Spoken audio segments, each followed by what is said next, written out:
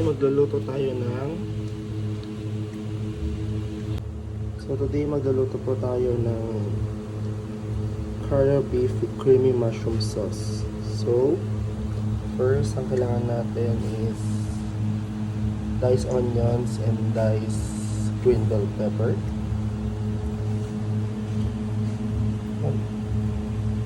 400 grams Kara beef cut into strips, and sliced mushrooms,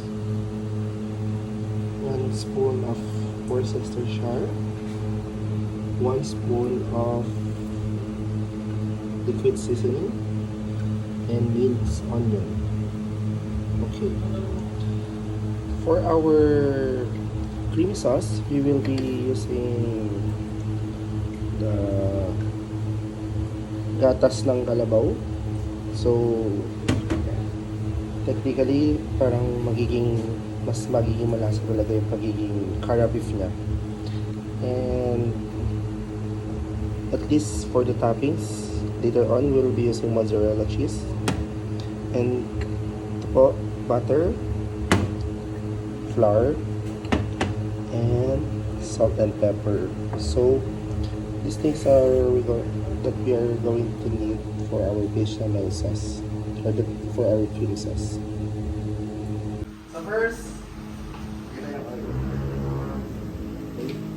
igisa natin yung bawang.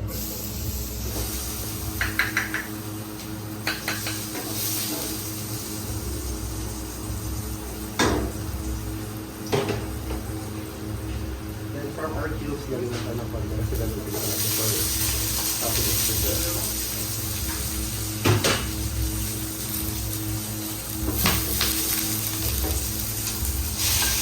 Galing na natin yung para dito. Pilis lang pa rin at pala ko yung konti.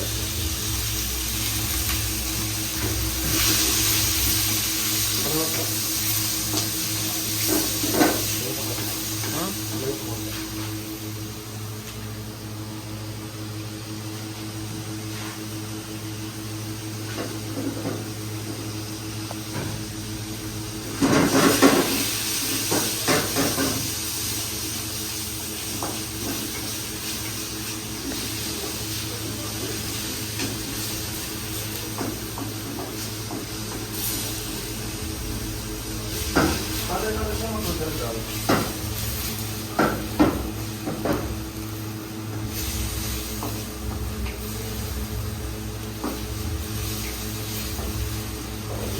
Sure lang din na hindi masyadong ma-overcook yung beef para hindi siya masyadong matigas guys.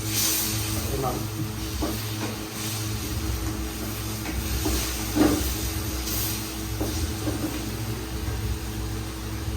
Simmer mo natin ng mga at least 5 minutes.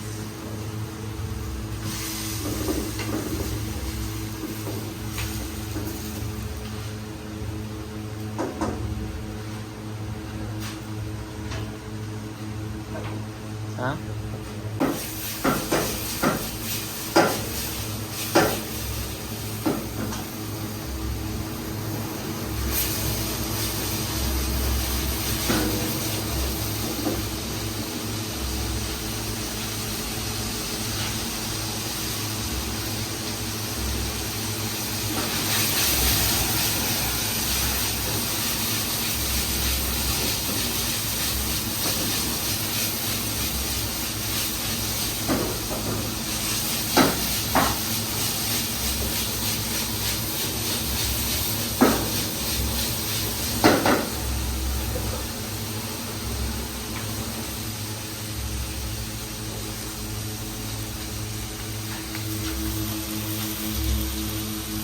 So, lagyan natin ng salt and pepper.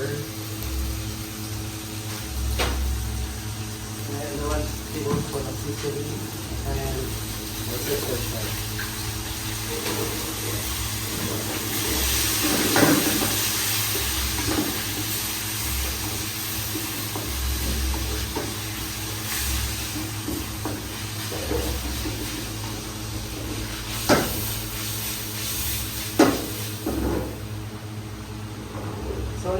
habang naluto to, gagawin muna natin ang bechamel sauce.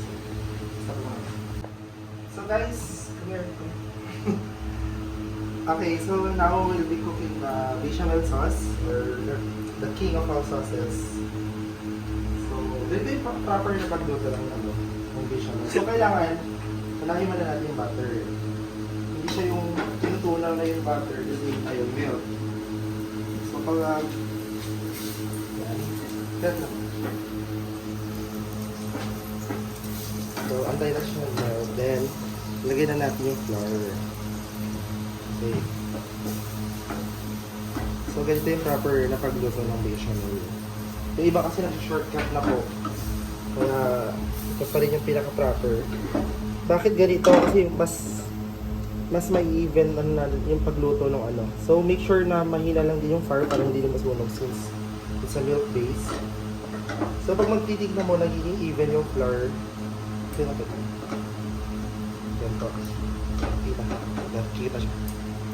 Ayan. Yan. So, once na ganyan na guys, ilagay na natin tong Carabao's milk. Ayan. So, ito yung gatas ng kalabaw. Nabili ko sa ano. Putang ano. So, ito lang gagamitin kasi natin siya later on for the white sauce natin.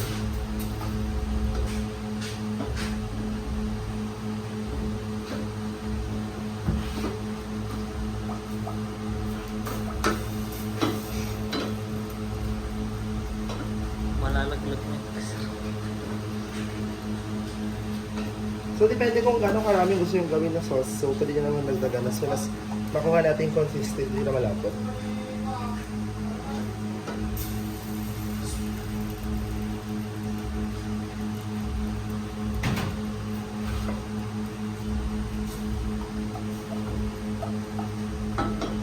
So, after yan, lagyan natin siya na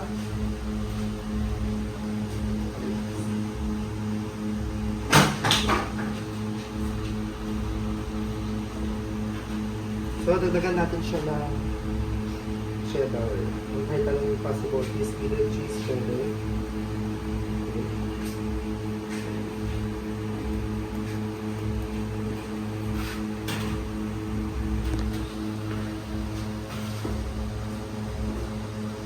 So, make sure lang din na matutunaw natin siya.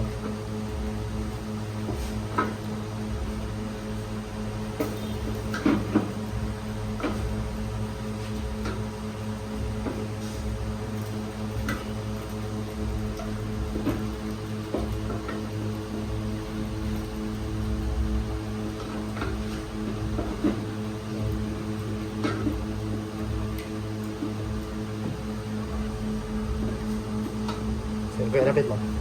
Para makita nila yung consistency. So, dapat ganito yung consistency. Actually, mas nalapot pa yan once na lumamig siya. Okay, so we're done. So, ang next natin is silutuin na natin siya together with the sauce.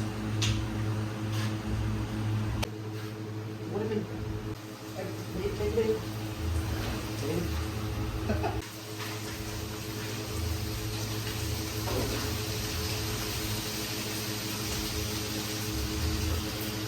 So guys, halala natin yung white sauce niya.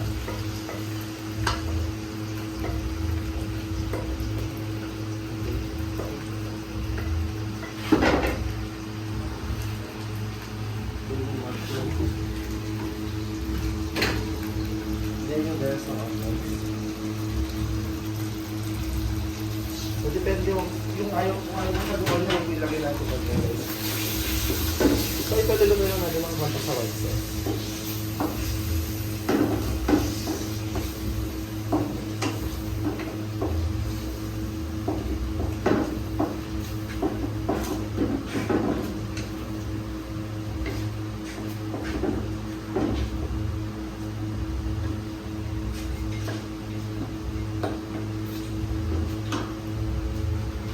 Then ilagay natin yung green bell pepper for aroma.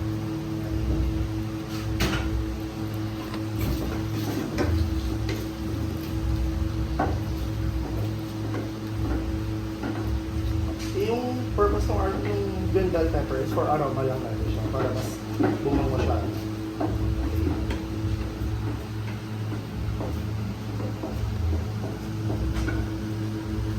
Sabi na natin yung konting nito.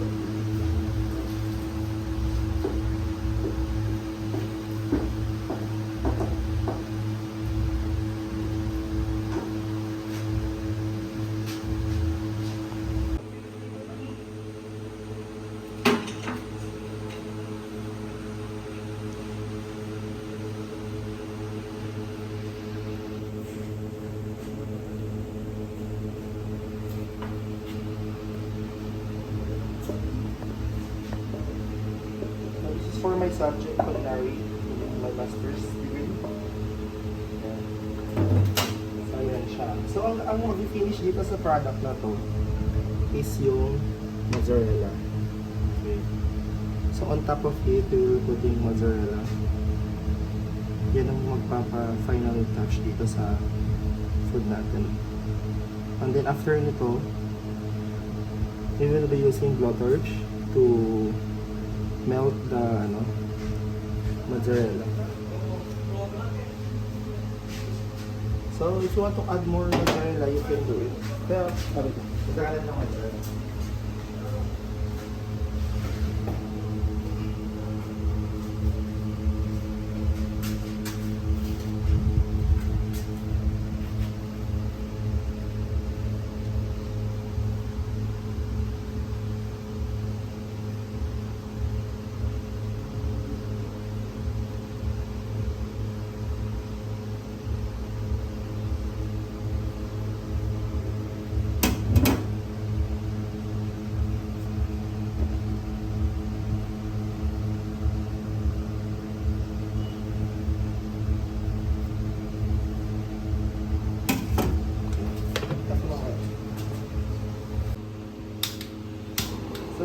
So gagamit tayo ng blowtorch to pwedeng microwave.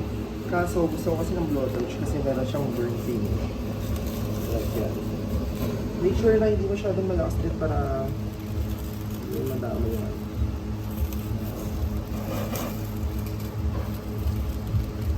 So ito yung gagawin natin to melt down the mozzarella. You can use microwave or oven. It depends on the plate na gagamitin nyo. Baka kasi hindi siya pwede sa oven or ano.